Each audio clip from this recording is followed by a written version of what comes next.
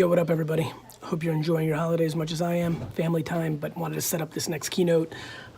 Did this at the Nordic forum, a lot of new topics, went pretty deep with a bunch of people. Hope you enjoy it, and see you soon.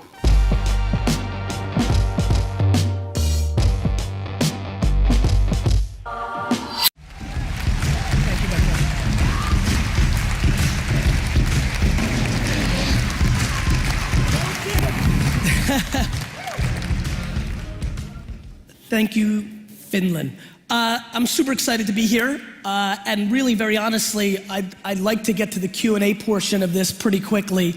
I wrote a book called Ask Dailyvee because I do believe that these kind of events are incredible, and a lot of very smart and special people come and pontificate and what have you, but the interaction is the single greatest way to get deep instead of wide. And I think at the end of the day, for everybody that has decided to come to this conference, there's tangible things we want. There's something we want. And that's actually where I want to start.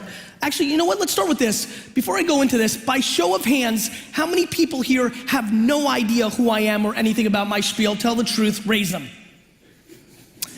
That fucking hurts. Thank you, Finland. I'll see you next time. That's a tough way to start.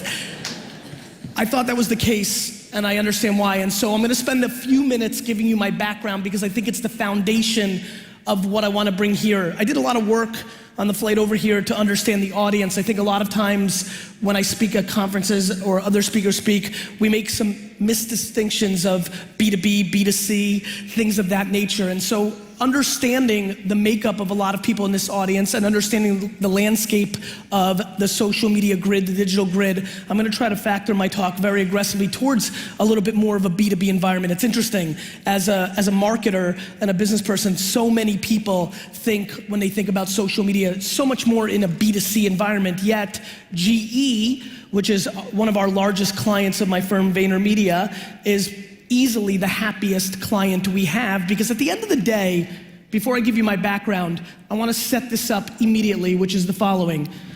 No matter what you do in this room, no matter what business you come from, no matter what position you hold within that organization, whether you're a solo entrepreneur or work at a big organization, there's only one thing that bounds us all together in this room. The number one thing from a business perspective that ties all of us together in this room is quite simple. At the end of the day, before you tell me how great your SaaS product is, or your service, or how delicious your wine is, or how great you are if you're building your brand, no matter what, before you get a chance to tell me how great you are, or it is, or that is, you need somebody's attention.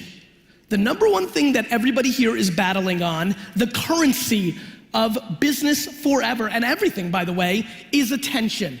And the biggest thing that everybody in this room is being affected, and this is worldwide, whether I'm in Asia, South America, the US, obviously the apps are slightly different, the usage is different, but the one thing that is common, the one thing that I absolutely want to spend the majority of my time on is, if you are sitting in this room and you do not understand the slide that I have up there that says, I day trade attention and build businesses, you are very vulnerable in the speed of which the market is changing. If you do not understand that if you are religious or emotional of where you send your message, whether that is print or radio or television or conferences or direct mail or Facebook, Twitter, Snapchat or Tumblr, if you are emotional, if you draw lines in the sand, if you talk about how you used to do it, or how your grandfather built the business, or what is tried and true, in a 2017 world, you are massively vulnerable.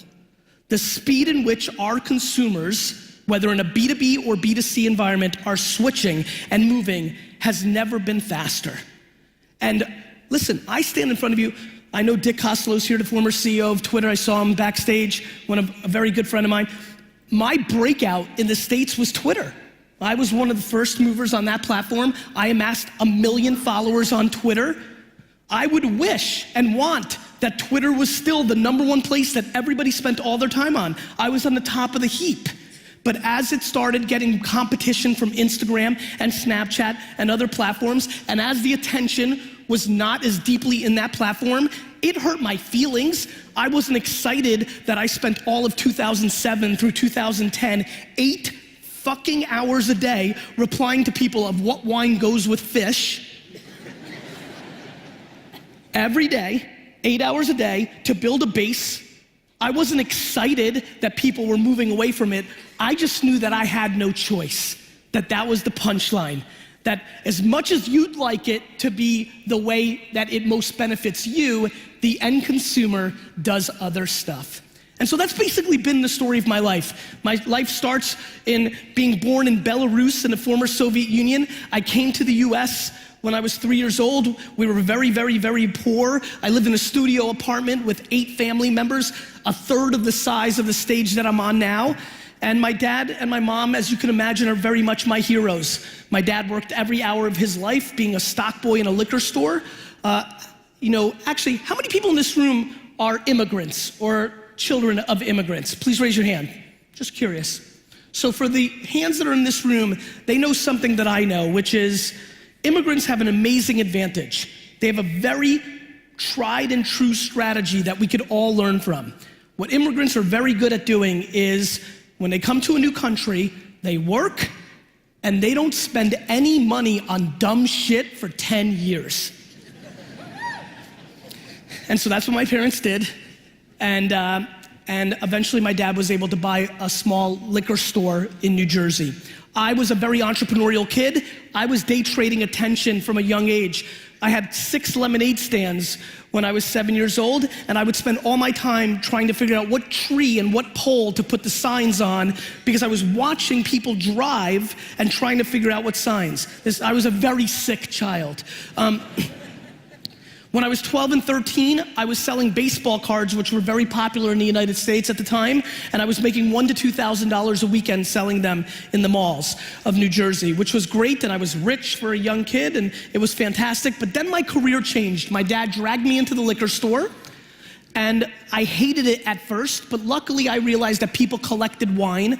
I was into collecting sports memorabilia. That was my passion, that was the connection. And I decided that I was gonna jump into my family business, open up 4,000 liquor stores across America, sell the franchise one day, and buy the New York Jets American football team, because that is my dream. You two stand up, you two stand up. Let's clap it up for these guys.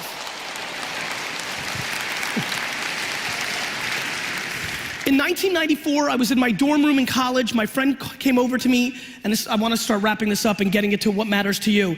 He brought me into a room. It was the first time I heard coo-coo-ch, which was the internet. I was very excited about it. I didn't know what it was. I said something stupid like, is this the information superhighway? I looked at it. This is, there's a lot of youngsters in here. This was 1994. I literally stood there and watched people on the internet for 5 hours. It was that crazy. It was just that insane. It was so new. And when I finally had my turn to go on there, within 20 minutes, I landed on a message board where people were trading and buying in cards, baseball cards. And I realized, my God, I can do business on this thing. And over the next year, I went headfirst and learned about eBay, learned about what was going on in Amazon, started learning the early internet culture, and in 1996, I launched WineLibrary.com, one of the first 2 e-commerce wine businesses in America.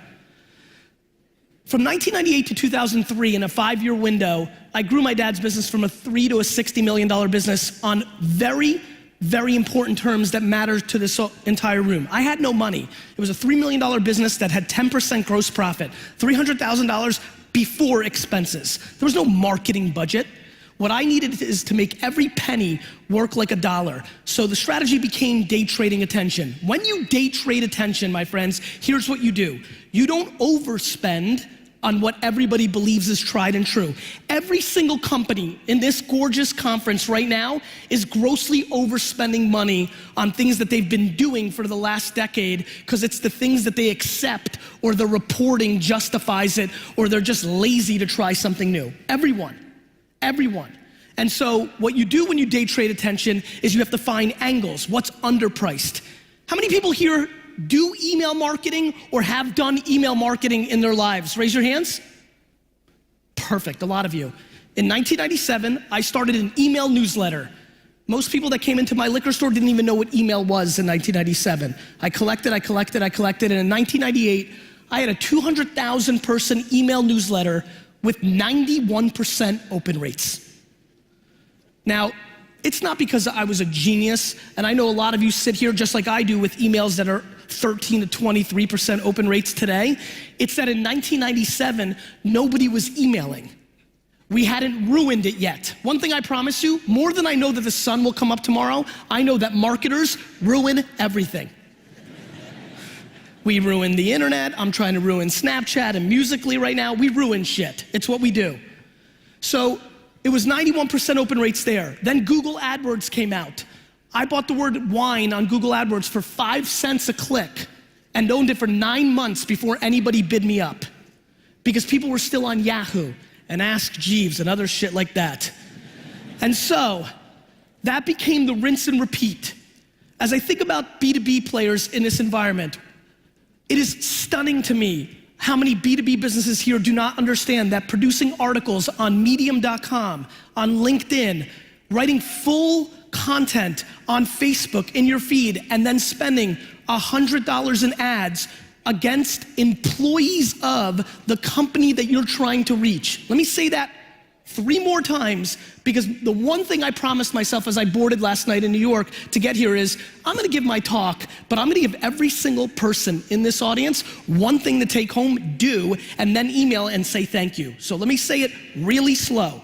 Right now, on this day, October 6th, right? Is that right? October 6th, 2016, the #1 deal, if you day trade attention like I do, in this market is Facebook ads. They are underpriced.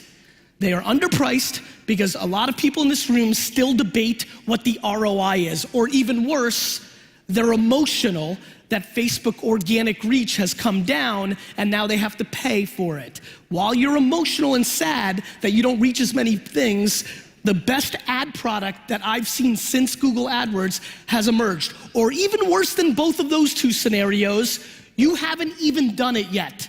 You've decided for your business, your customer is not on that platform, yet you've never spent $1 testing it to know if that's true or not. You've read a headline, you had a friend tell you, but you actually don't do it and you're not sure. We live in a world right now of headline readers. Everybody here has a lot of opinions about Facebook and Snapchat and Instagram and influencer and LinkedIn and Medium, but there's very few practitioners. There's very few people that have actually placed the ads. There are very few people that understand that the creative is the variable when you place an ad, and just because you did it once doesn't mean that it doesn't work. It might mean that the creative, the video and the picture that you put out just sucked.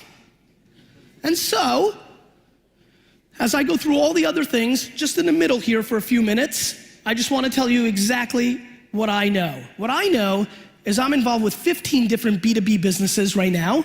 GE is a client, AT&T is a client, but many startups that I invest in, because I also in my mid-2000s started investing in Twitter, Facebook, Tumblr, Uber. I've done very well in that world. I basically just told you that to brag. That had no information value. But what I know about these B2B businesses is right now, every single person here can write an article about their expertise in the business that they're in. Not a propaganda for your SaaS product or service, but an article that would be valuable to the people that you're trying to reach. You can write this article literally in a Facebook post, literally in a Facebook post. And then you can go to the ad product and you can actually target employees of. One of the ways you can target on Facebook is the employees of an organization. How many people here are in B2B? Raise your hand.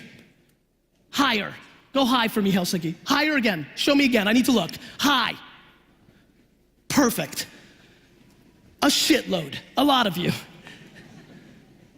All of you need to hear this. This is the remarkable era of underpriced opportunity in digital and social marketing, yet I'm empathetic to why most of you do not believe that. I get it. Most of the advice, most of the conferences, most of the articles position this in a B2C environment. I know, for example, the following, that if I was to buy one of your companies, the number one thing I would do is the following. Every one of you are in an industry where there is a B2B magazine that is the number one thing that the people in your market read. If you are a company trying to reach customers, I would become that magazine. Let me explain. The other religious point of view that this room needs to take away from this talk, this weekend, or at some point you will believe this is true, whether it is today or 12 or 24 months from now, 36 months from now, is the following. The quicker everybody in this room understands that they are a media company, comma, software company, comma, wine retailer, comma, lawyer, comma, account service provider, the quicker everybody in this room understands that they are a media company, comma, those things, the quicker you will be successful. I will tell you why. You told me that earlier they said the ad was dead. You said the ad is gotta be creative and good, give it to the creatives. I believe more in your world, and I'll just add to it. The ad has to bring value. The number one thing that is happening in society in every part of the world is the following. We as human beings, no matter where we're from, we value health. We want to stay alive, and the people, money, you like money. But the number one emerging thing in society, in value, is time.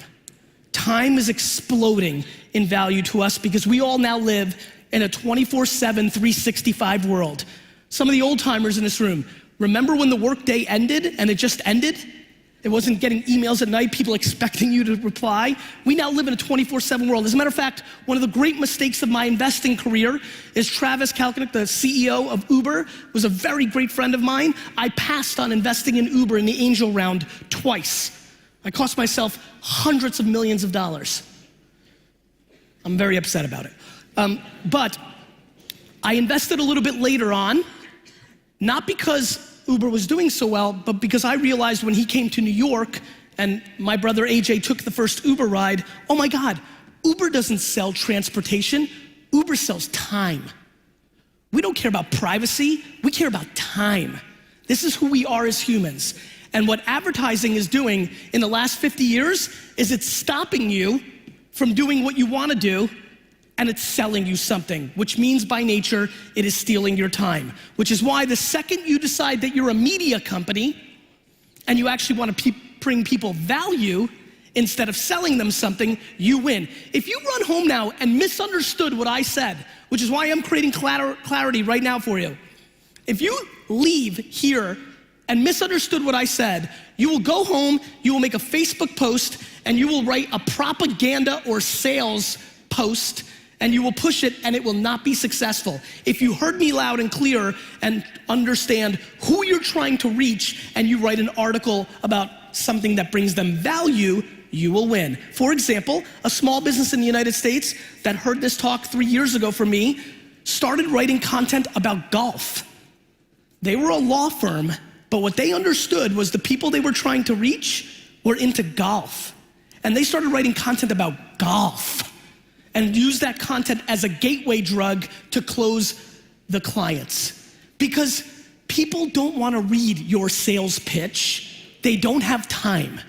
People want to read something that brings value. And the interesting thing about so many of you in the B2B environment is you're actually an expert or knowledgeable about your craft. You actually know.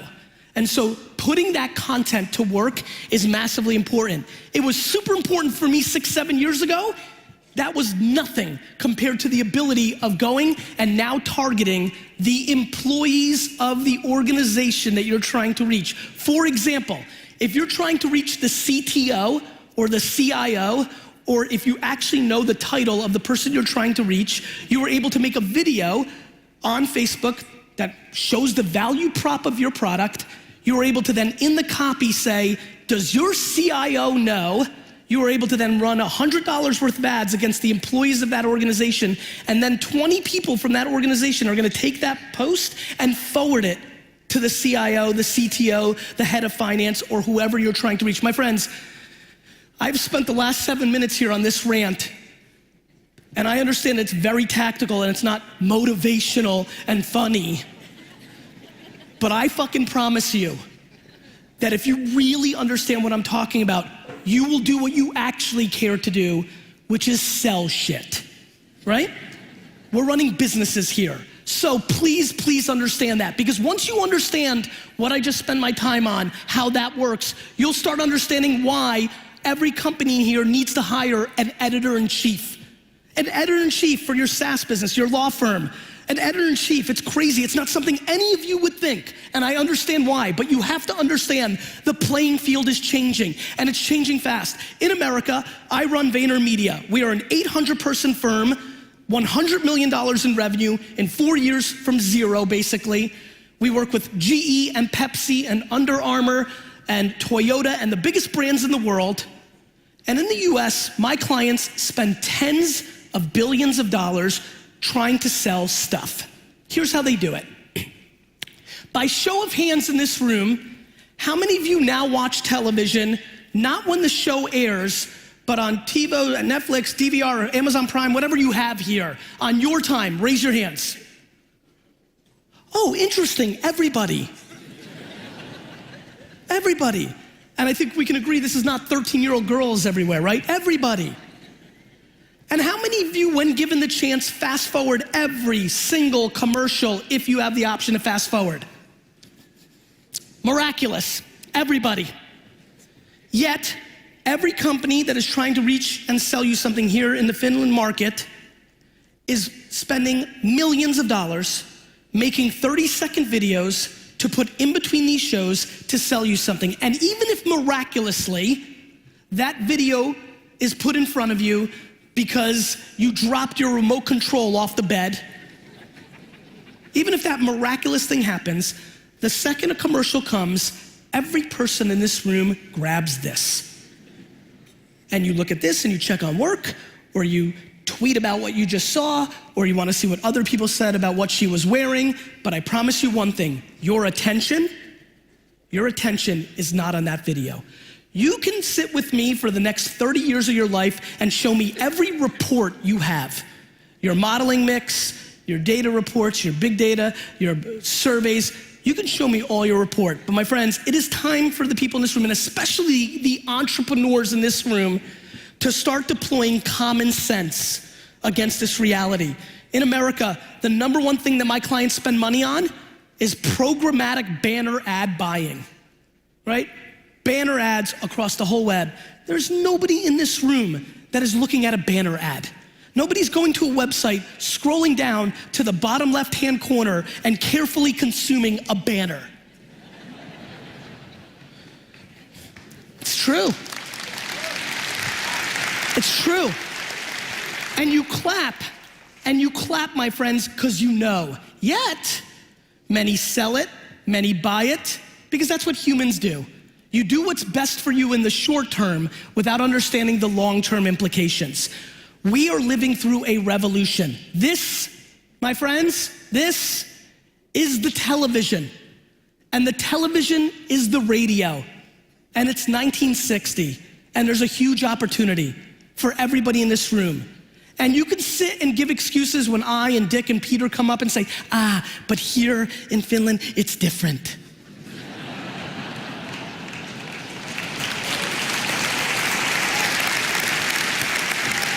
You can say that. You're more than welcome.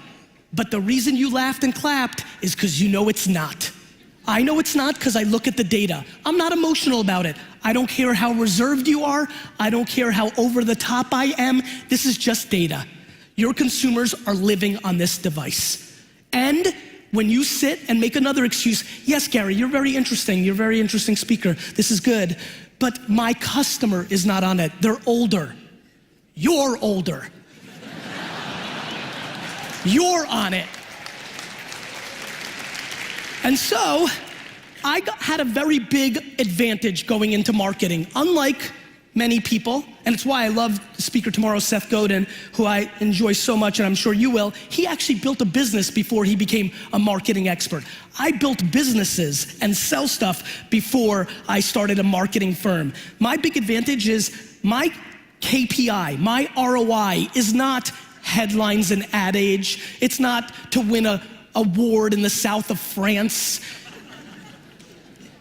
My KPI and ROI is to sell something.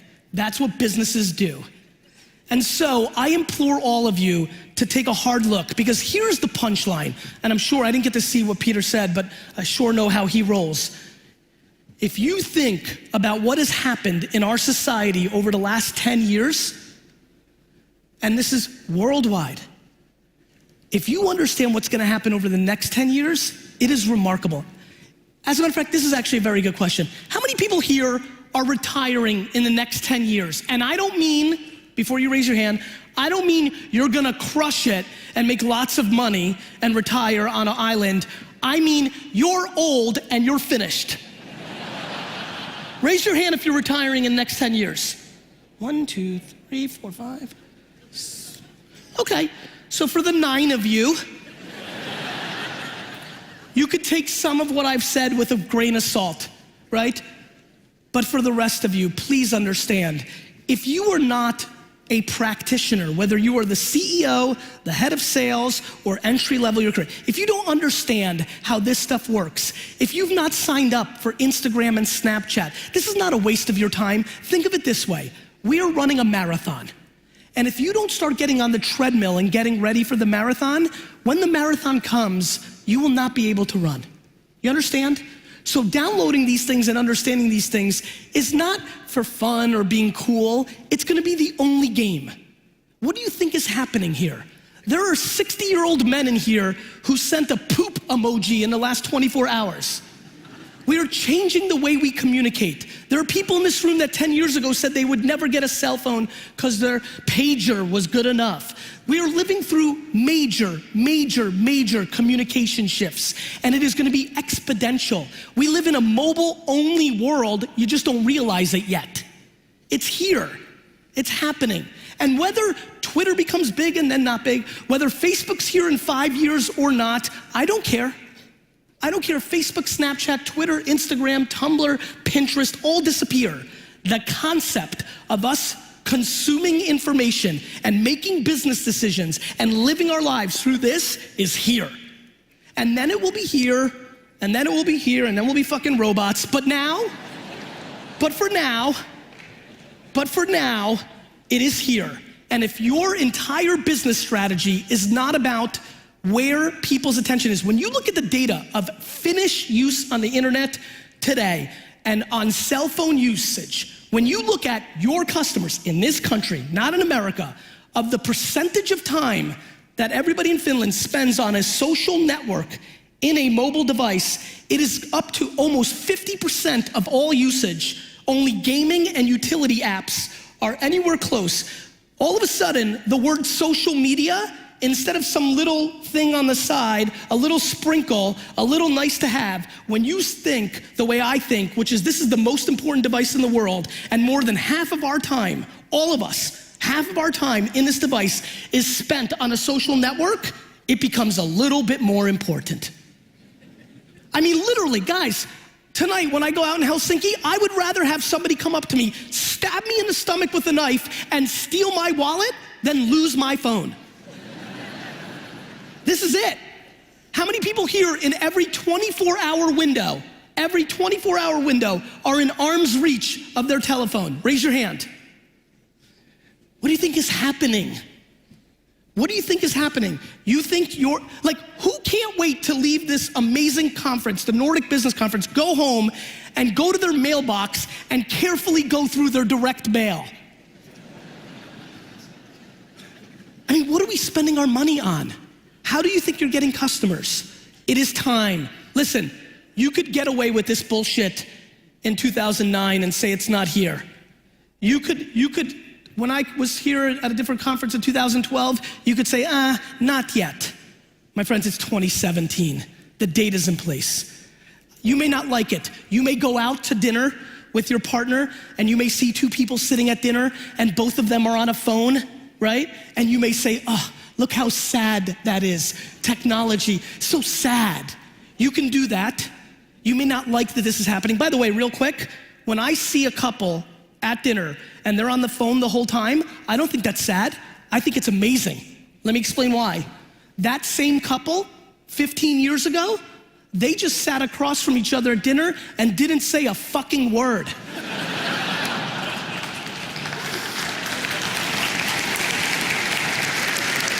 Let me say one thing here for you. And this is a very good thing for everybody to leave this conference with. Technology is not changing us. Technology is exposing who we actually are. So all my friends, I have a 4-year-old daughter, all my friends are like, oh, I hate that my kids are on the iPad all day, but the second the kid cries when we're over and having drinks, they throw the iPad at them like it's medicine. Right? So it's time for us all to not be hypocrites. It is time for all of us to understand it's 2017. You may not like this. You may not like this. You know what I love? I love how everybody has decided writing a letter is so amazing. We've decided in the world that if you write a letter, that's some amazing achievement, that you're the greatest person of all time. We have made the pencil and paper on a pedestal, yet if we text each other, that seems like not communicating. Our kids are not communicating. It's the same shit. It's the same shit. Do you understand? And the longer you hold out and you want it to be 2002 and 1997 and 1983, great, knock yourself out. But let me make you a promise. Technology will run you over. Somebody who's smaller than you will take your business because the attention of all of our consumers and all of age groups and all demos and all countries in 2017 is here. And when you understand what people pay attention to here, it is Facebook, it is YouTube, it is blogs, it is LinkedIn, it is Twitter, and you better figure out how you storytell and how you market on these platforms, because if you don't, you will be finished. Thank you. Thank you.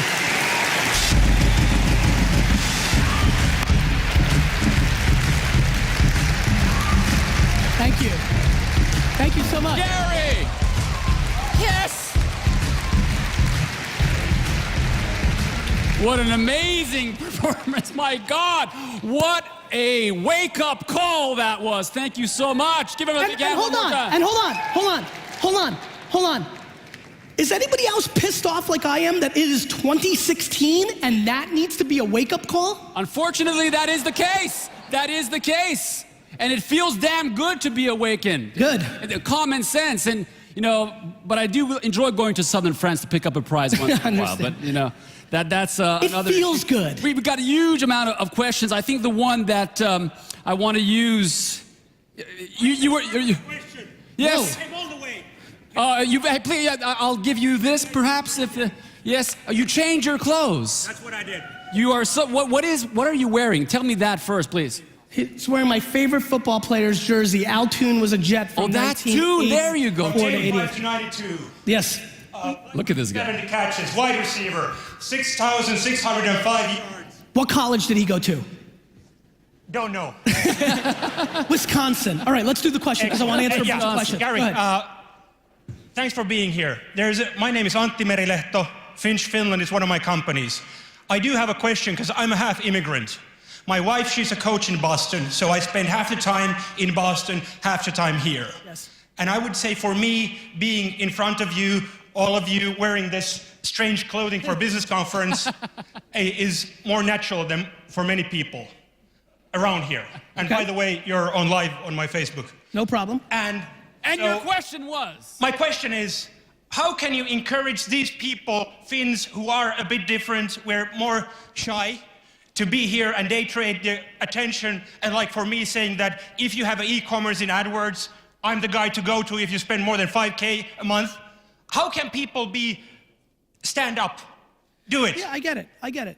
Look, I think, and I addressed it earlier, listen, every culture has its own game, right? Like, I don't think that, I have no interest, and I definitely don't have the audacity or the hypocrisy to come here and say, be like me, be crazy, wear a jersey from a different football team from a different country, stand up, disrupt the entire conference. He's a typical Finnish guy. What I love about that is that's real for you, Ante, right? That's real for you, and you should do that. And for a lot of people here, if you're introverted, for example, the example I spent most of my time on the talk today, it wasn't about being crazy on video like I am. That's what I'm comfortable with. Some people are just great writers. Maybe you use SoundCloud and you do audio. Everybody here has to deploy one very important thing, self-awareness. You have to know who you are. You shouldn't be crazy because there's not a lot of crazy in Finland. You shouldn't be reserved or introverted because that's what's accepted. You need to be you, and you need to be you, and you need to be you. And once you get comfortable with being you, it's unbelievable what starts happening. Now, whether it is through written form, audio, video, you need to figure out the medium that allows you to communicate to the world and in which platforms here, because you will be very successful if you can figure that out. By not talking, by not communicating in the best form for you, where people actually are, you are leaving money, opportunity, raising money for charities, whatever you want to accomplish in your life, you're leaving that on the table. So the punchline is self-awareness, man. I'm not gonna tell them, go do this. I don't know them. I don't know you. Do you. You know you. Stop being scared of who you are. Be yourself. Thank you. Yeah, be yourself. Everybody else is taken. We know that one. I think it's so clear.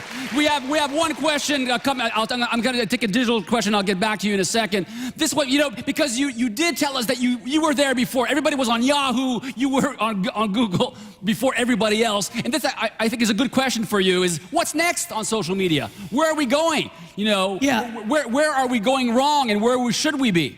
I have no idea. Thank you. Next question, please. Now, I'll expand. I'm just kidding, yeah. But I think it's the truth. I think the biggest mistake people think, and Seth gets it, I'm sure, and Peter gets it, and all these great things, we're not futurists. I'm not Nostradamus, right? I don't know what's happening next. Here's what I know. I put in the work when I see something pop. For the last 8 weeks on the iTunes App Store, there's an app called Marco Polo that has been in the top 150. So I downloaded it. And I made my team download it, and I watch people using it, and I use it, I taste it, and I'm not crippled. So many people here think, well, that's a waste of time if it doesn't become big. I think it's a big disadvantage for you not to do it in case it becomes big.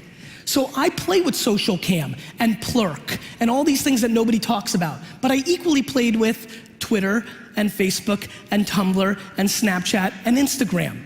The key is I don't know what's next, but every time I see something that is happening a little bit, I put in the work. On Vine, when Vine was popping 2 years ago, I stayed up from midnight to 2 o'clock in the morning because I was very busy, and I used it every night, and I watched everybody. I watch people behave. I have one thing, I have one talent.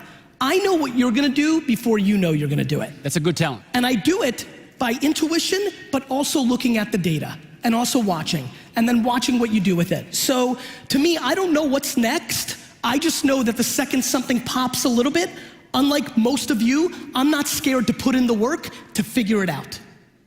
Yes, great answer. We have another eager gentleman. Tell us who you are, please. Hey Gary, my name is Antti. Antti. Since the USC talk in 2015, you've been like my digital uncle.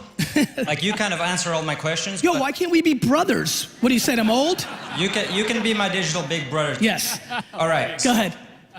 I was thinking like, do I have a question for Gary anymore? Because you've answered so many questions, but I figured out. Okay. Our company is gonna explode if we manage to scale our story. Okay. And I'm gonna need a lot of people for that. And let's put it this way. I'm gonna get the money to scale from you or Seth or someone else. I think you should do it because we're about time and about attention. Okay. But so my question is, I come to the States. Yes. And I want VaynerMedia to do our marketing there. Okay. But you have 800 people. So when I buy from VaynerMedia, I want to buy what you know. So how have you managed to scale your culture so that the person who's handling my account is gonna be as good as you? They're not. So it's cheaper than getting it straight from you? Yes. I'm very expensive. No. So here's the punchline. My challenge wasn't to hire people. Listen, first of all, anybody that's as good as me would not work for me. Let's be very smart about this. My job is not to make you be able to buy me My job is to make sure that everybody in my company, when we have an account, is better than anything else you could buy. That's the game. The game is not me, nobody buys me, and I'm very upfront with clients. Clients want to buy me, and I explain, I'm the CEO of the company. I run the company, I'm setting the vision. I need to be working on Marco Polo and understanding that. When I decided video for the phone was the most important thing 3 years ago, I was the one who hired the first 20 people that would make video for the phone. Those are the things I have to do. My game is not to do that. My game is to create a culture internally of being better than the alternative in the marketplace. Okay, so for the culture, how do you choose the right people, one, and how do you make sure they're good enough when they, for example, become a manager or not a manager? So I think the biggest mistake people make here that are running businesses is they are spending too much time on hiring and not enough strategy on firing. So I mean this, and I know it's a funny thing to say, I think I have unbelievable emotional intelligence. It's my intuition, I have great people skills. It's the thing I probably pride myself, you know this, it's the thing I pride myself the most on. I am stunned how many times I've been wrong hiring. It's hard, it's hard. So what I do now is I actually don't spend any time on hiring. When I built VaynerMedia this time, from 30 to 200 people we made happen in a year, I hired everybody. I mean, you could walk in and like say, I don't have a computer, I'm like, hired, you know? I hired everybody because when you're scaling, I need to taste it. It's much like the apps. I don't know what's next, but I'll try it and then I'll know. You don't know what you have in an employee. What you have to do is be upfront. Hey John, you have to understand, I'm hiring quickly. I don't know if you're gonna be good, but in 3 or 4 months, if I don't think you're good, we're probably gonna let you go. And I wanna be upfront with you because you may not want on your resume that you only worked here for 3 months, so you're taking a risk here too. You have to be upfront, you have to be a stand-up, but that's my strategy. How do I know? We hire, now we're at scale, we know better what to look for, but we're not always right. But the key is to make sure people can't stay in the system if they're not qualified. First, emotionally. If you are not good with the other boys and girls, you are fired, even if you're the best. Second, meritocracy. You have to be good enough to carry your weight because we're not running a non-profit either. Got it? So that's how. Thank you very much. And this is the last question, the biggest one. Can I take you to dinner tonight? I can't do that. Yeah. But it was great to see you. Thank you so much. Thank you, Listen, we brother. know we're talking about advantages at this Yes. conference, and you know Finland has many advantages that you probably have already seen. But we have some disadvantages when it comes to wine. You know, the weather is not very good for wine, but No. we do have great spirit, Okay. or great spirits. And would you accept to taste one of Finland's most famous spirit for us? Would you Now? accept that? Yes, right now. All right. All right. Eukak, would you come here, please? This is a bit of a taste test for you, Gary. Come on over here.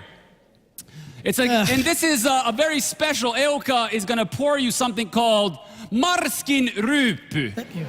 How are you? I'm good. Good. And there are 2 questions related to this. It has to be filled to the rim. It's the tradition. Yes. This is our.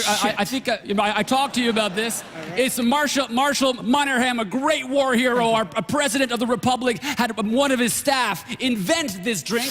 I want you to tell us what you think, but also it has 3 spirits in it. What are they? I'm only pounding this because I love all of you. All right, here we go. L'chaim. L'chaim. Oh my God! There, give him a big hand. You have become an honorary Finn. What did you think of that? What did you think of that? Your commentary, please. I think I have more hair on my chest. Not bad. Not bad, actually. Licorice. Yeah. A little bit of almost, do you know what pine tar is? Mm-hmm. So a little pine tar, eucalyptus. You feel okay? Yeah. Okay, okay. And what's in it? Yes, what do you think? You know, They're very famous, big, actually mainstream liquors that have been mixed. I mean, it's to me, it's got vodka, sambuca. Yeah, I mean, vodka stands out for me. Yeah. Good one. Maybe a little hint of gin. Yes. Very that's good. Hit the gin, a bit of vodka, or what we call vina in this country. Okay. But vermouth. Vermouth, got it. Vermouth. Give him a big hand for trying that. Give him a big hand. Very big. How about taking a question from these guys? On this side, anybody want to ask a question to Gary V? Ask Gary V. Hashtag Gary V. Do you want me to answer this while somebody's coming up? We have somebody over there. We have somebody who's could you come up here and catch this box for us? I'm going to answer this while they're waiting. It says, how do you prioritize your time? That's my next one for you. Okay, you want?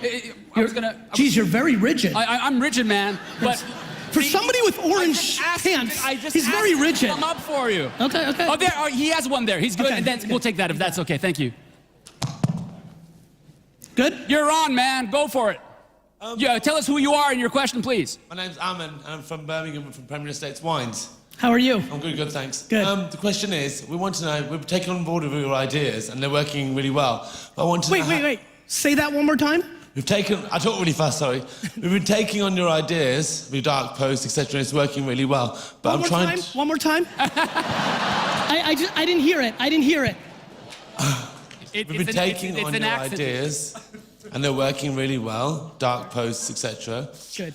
The next question is, yes. How can we convert Snapchat and Pinterest into sales?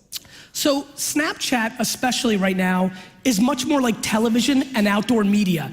It's not DR, it's not last touch attribution. You're not gonna see the sale, though ironically, because I'm very close to the Snapchat infrastructure, I'm an investor, we're an API partner, there's a lot of DR coming. We ran a campaign recently for AT&T where you swipe up from the creative and convert the form inside. I think Snapchat 2, 3, 4 years from now will be a real DR play, a conversion sales play. But you have to understand, and this is actually, thank you so much for this question. I'm glad I got to say this because I've been wanting to talk about it more. My friends, there's a very big difference between sales and marketing. And we're blending them too much. Right now, what I'm doing marketing.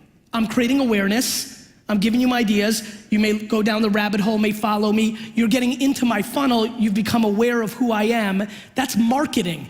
It's not, I'm not gonna end this talk with like, and now go to my website and buy my book. That's not what you do. So I think when you think about Snapchat, think about it as marketing, right? Listen, you know my spiel. I'm not looking for your money.